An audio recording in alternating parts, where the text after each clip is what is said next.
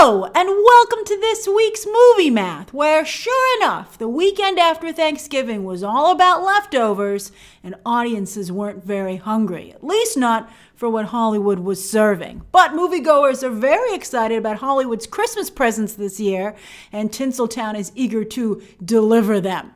Spider-Man No Way Home is now just 2 weeks out. Oh boy, although a lot of you are peeking at your gifts in advance, boy. Some of you just downright unwrap that thing. But anyway, that doesn't mean you still can't play with it. But anyway, it's not just breaking pre-sale records domestically, but now overseas as well. Ka-ching! With some projecting a 500 million global launch. That would be incredible. Even without a Chinese release, by the way, which it has yet to secure. The Middle Kingdom has been very anti-Marvel lately. They released Free Guy.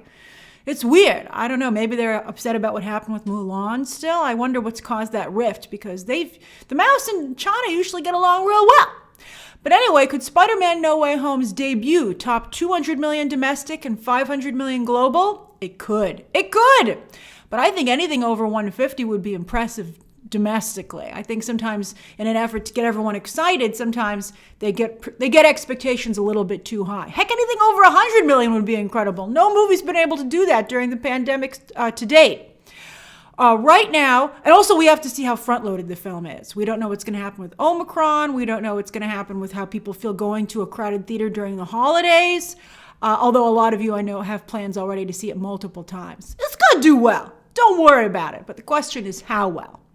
Right now, the movie to beat domestically is Shang-Chi at 224.5. That's easy. It could beat it in a single weekend. Wouldn't that be incredible? Now, that would be a headline. With all due respect to Shang-Chi, but, No Way Home. I mean, this Spider-Man saga has been like, what, 21 or almost like 19 years in the making or something like that? I mean, it's like Avengers Endgame. They put in the time. So, that's what it has to be. That's the domestic total to beat to date. And then internationally, No Time to Die is the Hollywood movie to beat at 763, which No Way Home will probably be able to beat that as well. Hollywood also has high hopes for Steven Spielberg's West Side Story, which comes out this coming weekend. And then The Matrix Resurrections and Universal Illumination Sing 2, which come out for Christmas. Also, hopefully Nightmare Alley and The Kingsman, both Fox holdovers, will also deliver. It's a crowded corridor, considering that not a lot of people are going to the movies right now. The Matrix Resurrections will also, though, of course, be out on HBO Max. Where are you going to watch it? It's doing very well in the poll that I put up as to what movie you plan to see in theaters besides Spider-Man No Way Home.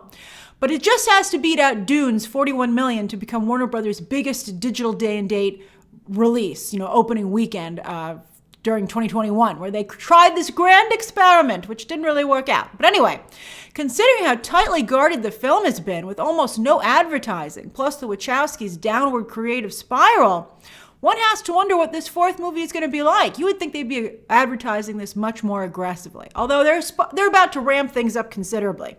Last week was Spider Monday. Well, Matrix Monday's tomorrow with tickets going on sale and a final trailer about to drop any minute. It could drop tonight as there's a panel at CCXP. It could drop tomorrow morning with tickets on sale, which I think is probably the best odds. I haven't been able to find out exactly when it's dropping. And then it could also drop on Thursday when Keanu Reeves and company show up at the Game Awards. Where they have also dropped content in the past. Keanu Reeves is so adorable. But anyway, I think that's too long to wait. I think they're going to want a power ticket sale, so it'll either be tonight or tomorrow morning. So anyway, I'll of course be reacting and breaking it down. Back to this weekend's box office. Let's talk about it. All right, so House of Gucci fans were elated and tweeted me about it, and I appreciate every time that you think about me, even if you're like, oh, see, Grace. But anyway, it was the Lady Gaga flick beat out Encanto during the week. It wasn't number one. It was only number one for one day. We'll talk about this Christian special event in a moment. But the hard truth is that at the end of the day, the Ridley Scott flick likely won't make it to 50 million domestic. Just like Ridley Scott's other movie this year, The Last Duel, that couldn't even make it to 15. It just barely topped 10 million domestic. That's rough out there. It seems Ridley Scott is having trouble adjusting to what audiences now look for in a theatrical release versus a streaming release. Case in point, The Last Duel is a huge streaming hit.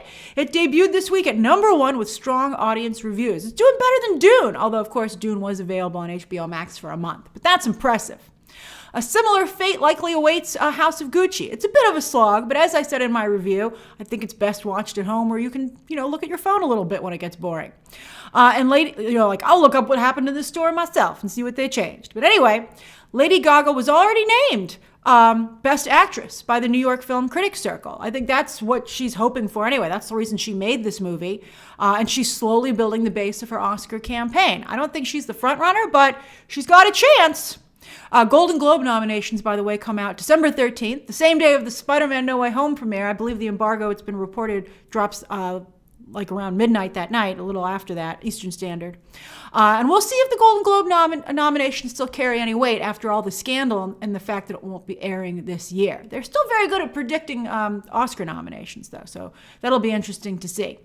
I plan to cover the nominations. All right, Encanto, and I'll still talk about the scandal, though, because they shouldn't get away with that. They said they're fixing it. All right, so anyway. Encanto is doing okay, too. It just passed Raya's domestic box office in 2 weeks, so that's strong. And it's on its own march towards Oscar Gold, with better chances than Lady Gaga to win to take home the Oscar. The National Board of Review named it Best Animated Feature, although New York film critics went with The Mitchells versus the Machines. Could they be in a tight race? We'll see. It's interesting. I think Encanto will probably win. Where's Luca in all this? They're like, we want to put on Disney+. Yeah, I think they still qualify. I don't think Disney would have done that to the Pixar film if it took them out of contention. They're certainly sending it to, I'm a Critics' Choice member. They've been promoting Luca to me. They got real Sophie's Choices over there at Disney over which movie to promote. But Soul took it last year. So this year, let it go back to Disney Animation. Just like tennis, back and forth between the two. That's why it was such a big deal when Into the Spider-Verse took home the gold a few years ago. Oh, exciting. All right, anyway, meanwhile, Ghostbusters Afterlife is driven past the century mark, catching up to Dune almost, which itself dropped just 13% in its seventh frame, thanks to an IMAX re-release. And as it takes on streaming, the theatrical market continues to get creative. Christmas with the Chosen. Did any of you go see that? A special episode of the crowd-funded religious show The Chosen, which I've never heard of before. But they raised apparently, I was like, what is this? So they raised apparently $40 million from crowdfunding to make 2 seasons of the show so far. They're on the 3rd. This was a special episode that aired in theaters, and it became Fathom's best-selling event of all time. And as you can see, placed number 4 in the top 10 for the weekend. And then down at the bottom there, new anime movie Sword Art Online Progressive, itself a theatrical experience for a popular series, as you can see, just made it into the top 10. Over on streaming, as always, we'll start with Nielsen, where for the first week of November, Netflix continued to dominate, with only Ted Lasso barely managing to hold on. Good for you, Ted Lasso. But look at this. Apple TV got a movie into the top 10 with Tom Hanks' Finch. That was a very good movie, but very sad. If Apple keeps getting onto Nielsen's charts like this, they might actually get some respect in the streaming space. That's incredible. Keep going, Apple! Slow and steady wins the race, or at least places somewhere in it. And kudos to The Harder They Fall, which dominated the movie chart that week. It might have been helped by the fact that it came out earlier in the week. But it's still, no matter when it came out, this is an impressive ranking. Because let's take a look at the overall chart. I don't usually show this to you, but this is the total chart for the week, which includes movies, TV, and acquired series. And The Harder They Fall is better than anything on there. It did better this week than anything on any of the streaming services that Nielsen monitors. And there's Coco Melon. You guys are always like, talk about Coco Melon. Respect its domination. And the Seinfeld. Look at that. It's doing very well. Money well spent by Netflix. The other evergreen series that it bought to replace Seinfeld with, Friends and Big Bang Theory are over on HBO Max, and The Office is on Peacock. And what do you know? Nielsen doesn't monitor either of those services. But Netflix needed a strong sitcom performer, and they got it with Seinfeld. All right, so anyway, as for Netflix, week of Thanksgiving, let's look at their site. Red Notice was number 1 for the 3rd week in a row. I saw an article out of the UK that said that Red Notice is I think one of the most watched movies of all time. And no one talks about that. That's crazy. That's great. But anyway, Bruised got off to a very, very good start. And Halle Berry, in fact, just signed a multi-picture deal with Netflix as a result. Christmas movies are once again audience favorites the world over. And new animated movie Extinct from China is a big hit with its debut. And counts as, I'm doing the English language content. And that counts because they dubbed it in English. As for series, Kevin Hart posts another win for Netflix. I didn't even know that was a show. I thought it was a movie. And it's good to see Wesley Snipes winning too. And he looks fantastic. They should really bring him back for the new Blade over at the MCU. I think it would be a huge mistake not to have him there in some capacity. Come on. Surprisingly, Arcane slipped to number 4. What the heck? Well, Cowboy Bebop went up to number 2. What is it, Bizarro World? And then Coco Melon is here too on the global chart. So Coco Melon fans, this is your week.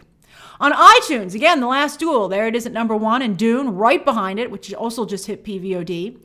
And you can now rent Shang-Chi, so that popped back into the top 10, along with Rudolph joining the 2 Grinch movies as top holiday favorites.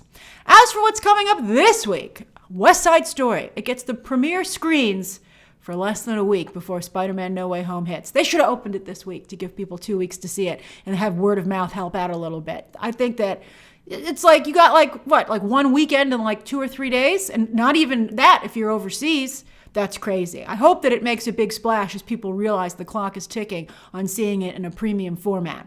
Are you going to catch it in Dolby and IMAX while you can? Amazon will also open Being the Ricardos in a handful of theaters before it hits Amazon Prime later this month. I watched that movie on Friday night. The embargo lifts Tuesday. It's an interesting discussion. I'm excited to talk about it with you. ABC has another classic sitcom done live by an all-star cast on Tuesday. I told you Annie would trend last week, and it did.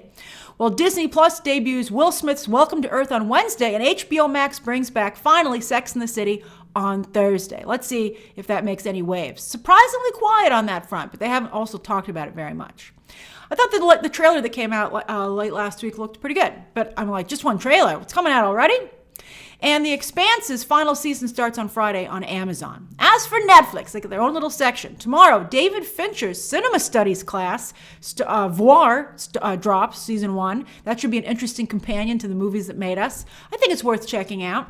And then there's Sandra Bullock's new movie on Friday, where she doesn't seem to indeed play an unforgivable character, along with a smattering of content that Netflix hopes will keep you on their service. And probably it will.